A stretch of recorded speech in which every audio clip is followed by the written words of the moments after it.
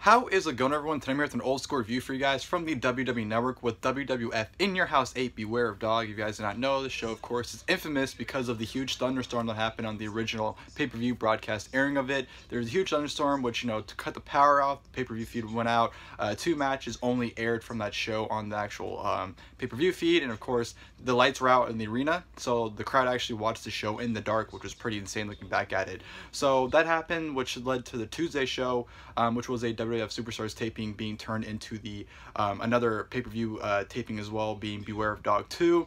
So they ended up taping the match that didn't air on the pay-per-view broadcast airing on that Tuesday with the WWF Superstars TV taping. So they just taped the last 3 matches there, and then of course they joint the show up on the I assume the Coliseum home video as well, but I know on the network version obviously they joint those 2 shows. So the first 2 matches on the show were from the Sunday airing, and of course the last 3 matches are from the Tuesday airing. Obviously noticeable difference, the arena changed, the stage changed, and even the commentary changed, so they acknowledge the change as well.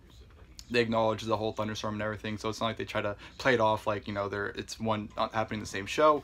But that's what the show obviously is known for. But the overall show itself, I will say, it was a pretty enjoyable event. I thought it was, I thought it was good. I thought it was borderline good. You had some good matches. There was one match I thought was great. I thought, Austin and Savio Vega beat the shit out of each other, which I loved every single second of.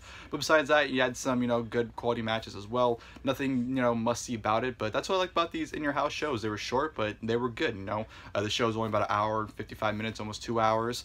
And you had some enjoyable wrestling for what it was. And it was definitely, even though these in-your-house shows were always filler shows, they actually, they always felt like they had a purpose and they continued the story. So that's why I've always been a huge fan of in-your-houses. And I plan on watching more. That's why I watched, In Your House Beware of Dog randomly, because I've been in the mood for in-your-house shows to watch, and I'll definitely be watching more along the way. But yeah, like I said, In Your House 8 Beware of Dog. I thought it was an enjoyable show for what it was. The show opened up with Marc Mero versus Hearst Helmsley. This match had no business being any good, and it was a very good opener, I thought. I thought these 2 men went out there and had a really good match and told a pretty good story. Mero was very dominant over Triple H until, he did a shoulder block into the post, in which Triple H took over. Triple H would work on his shoulder, even doing a pretty cool spot where Marc Mero tried to do a crucifix that was countered by Triple H into an armbar, which that was a fantastic counter from Triple H there.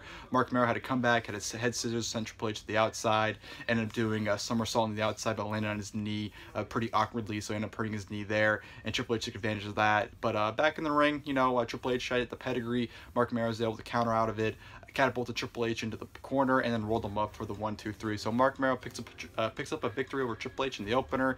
Like I said, the match had no business being as good as it was, and ended up being a very good opener, I thought. So good stuff there to start this in your house.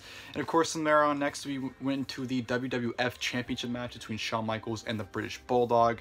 This match was just good. I expected more out of it, especially considering Shawn Michaels. I've always been a huge fan of. He's my favorite wrestler of all time, so I'm not gonna sugarcoat it. But I've always been a huge fan of his '96 to '97 stuff. And it was just kind of a disappointing match. Obviously, it was more to set up their King of the Ring '96 match, so I understand why it wasn't, they didn't go out there and, steal the show and put it all out there. But, I still expected more out of this. It was just a good, solid match nonetheless. Right from the get-go, the whole storyline with, British Bulldog's wife getting on Shawn by interfering in their marriage. Her attorney was there and tried to serve Shawn, and, Shawn just blew it off. And, you can tell Shawn definitely didn't take this match seriously. You can tell he was fucking with Bulldog. He wasn't selling Bulldog stuff. He had Bulldog in a headlock for like 5 minutes. You can tell by his face he was fucking with him by, applying it every time Bulldog tried to get out of it. So you can just tell Shawn really didn't give a fuck about this match. And there was a really awkward spot as well where looked like Shawn tried to do like a back elbow, but it looked like he was like aiming for Bulldog's knee, but Bulldog like moved and Shawn just awkwardly flew out of the ring. It was a very awkward spot. I don't know what happened there, but it was very weird. There was a ref bump, of course, that led to another referee coming out for the finish, and the finish was Shawn Michaels hitting a bridging German suplex on British Bulldog, 1-2-3, and Shawn Michaels supposedly pins the British Bulldog, but of course, the referee is saying Bulldog won, and the other referee saying Shawn won, and you know, both men's shoulders were actually down, so it ended up being a draw. Of course, like I said, lead up to their King of the Ring 96 match. So for a filler setup match, I thought it was fine, but you know, for a WWF title Shawn Michaels level match, it was definitely disappointing, but you know, it is what it is. From there on, we go to the Caribbean strap match between Stone Cold Steve Austin and Savio Vega. Match tonight, if you ask me, these two went out there and just beat the holy shit out of each other. A lot of great sequences and spots as well. You know, Stone Cold pre SummerSlam 97 injury. The dude was an awesome wrestler. You know, Stone Cold admitted several times that he was a great in-ring technician. He really was. You know, he could brawl, but the way he's able to mesh both styles, especially in this match shown here, I thought was great, and it really sucks to see that, you know, Stone Cold wasn't able to deliver these type of matches anymore after the injury. But yeah, him and Savio definitely had a killer match, and the whole stipulation, of course, you know, if Austin lost, then, you know, $1 Million Man would leave. So that was what was up for grabs. And like I said, they beat the shit out of each other. Definitely used a strap to an advantage. A great spot, you know, where Austin went for a tombstone, but Savio countered out of it and fell to the outside. But since they were strapped together, ended up yanking Austin to the outside with them. I thought that was a great spot right there.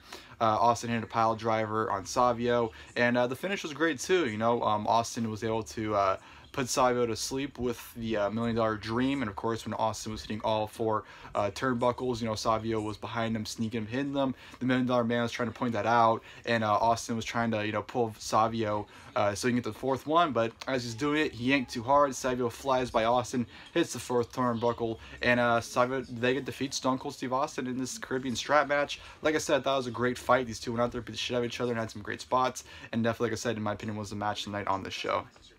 So great stuff there. Really enjoyed that. From there, we go to Yokozuna taking on Vader. Not much to say about it. It wasn't a good match at all, you know, especially for a big man Haas fight. I thought it'd be, you know, decent, but they really didn't do anything at all. They had a little sumo wrestling match, and then, you know, Jim Cornette got involved to the point where Yokozuna set him up for the bonsai drop, went for the bonsai drop, but Vader pulled Cornette out of the way, ended up hitting a Vader bomb. 1, 2, 3. Vader defeats Yokozuna. Not much about the match. That was pretty much it. And then, of course, go to the main event, which was a casket match for the Intercontinental Championship. Goldust defending against the Undertaker. Straight up, Goldust just got dominated. Undertaker was able to dominate Goldust throughout the entire match. Anytime Goldust would go for anything, Taker would pretty much counter and just beat the shit out of him. And then Taker obviously had Goldust beat. Tombstone, Goldust was trying to roll him into the casket, but of course, when we had the casket open, Mankind out of nowhere applied the mandible claw on the Undertaker. Undertaker, of course, passes out to it. Mankind pushes Undertaker into the casket for Goldust, shuts it, and of course Goldust retains the Intercontinental Championship that way. So really wasn't anything of a match. Definitely was an okay main event. It really wasn't meant to be anything that good, but I mean, it was only like 11-12 minutes, so the match wasn't very long, but for what it wasn't really anything that spectacular, but the finish was great. So the finish definitely made this match, if anything. And of course, afterwards, you know, they opened up the casket, and Undertaker wasn't there anymore, so that was, of course, playing into the feud with Mankind and the Undertaker, going into the Buried Alive in your house later that year. But yeah, that was the main event. That was the finish, and that was the ending for In Your House 8. Like I said, Beware of Dog. I thought it was an enjoyable show for what it was. Borderline good. You know, you had some good wrestling. You know, Austin and Savio Vega, like I said, was the match tonight. I understand there's, you know, the difficulties, like I said, with the whole lights going out and thunderstorm and everything, but it was still an enjoyable event. I had fun with it for what it was, and I look forward to watching more In Your House specials. And I hope you guys enjoyed this video.